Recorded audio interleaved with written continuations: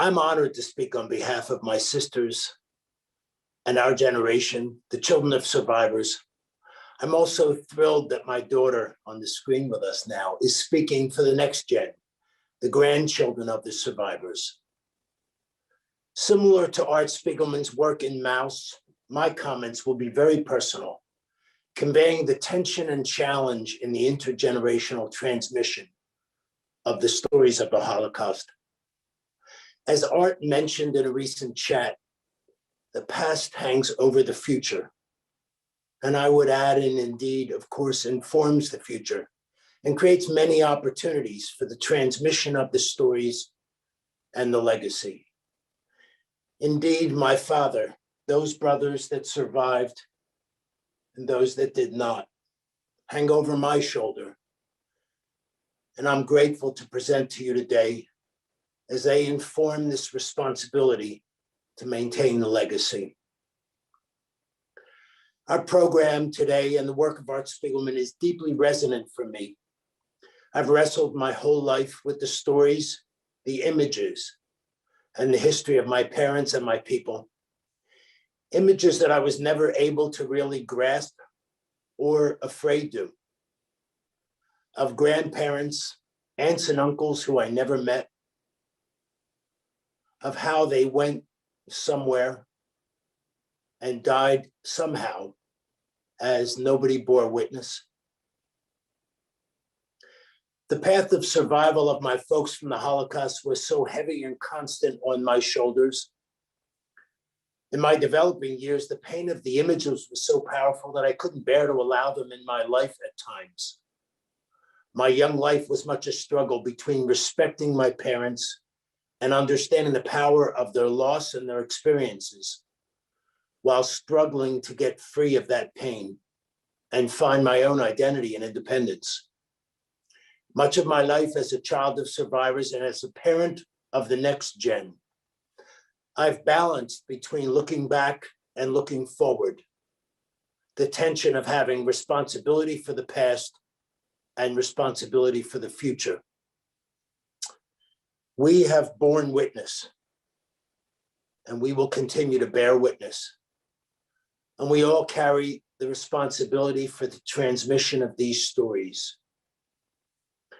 Remembrance must feed our commitment to recognize and to root out the destructive seeds of ignorance, bigotry, racism, the seeds of genocide, wherever and whenever they may be sown.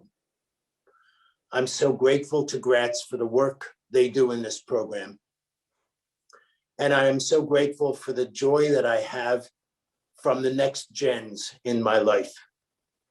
And proud to introduce my daughter, Kira, speaking in her own voice and for the voice of the grandkids and the great-grandkids of the survivors and for those we have lost. Kira. Thank you, Pop. My grandparents each had very different experiences and shared their stories with us in very different ways.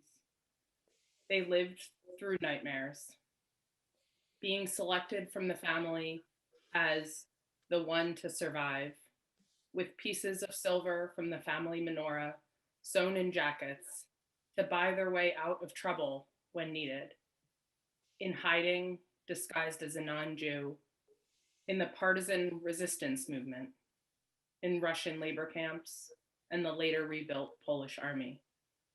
Unimaginable stories we heard, and I'm sure that the worst of them were never shared.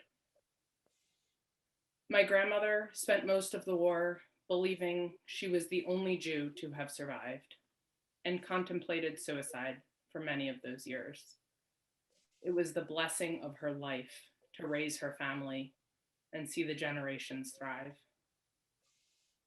My grandfather was a warrior, a fighter, and he inspired that strength and determination in my father and my aunts, and we, the grandchildren, have all inherited that legacy as well.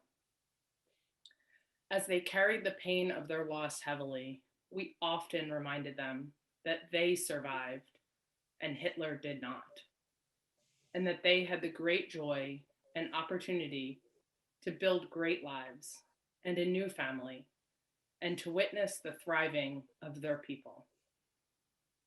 Their legacy, their strength, and the determination of their survival lives in our DNA as we carry the responsibility to remember those who we lost and those who survived. I'm so very grateful for all the educators with us today and all of you in our respective communities who are teaching our future generations, not only to be aware of the horrors of the Holocaust and other genocides, but who are also nurturing our youth in their capacity for compassion and understanding. This awareness is much less likely to spawn attitudes and behavior that demean, scapegoat, attack the other, the stranger, but rather to expand our minds and our hearts so that together we will create and sustain a world rooted not in fear and divisiveness, but in respect and harmony.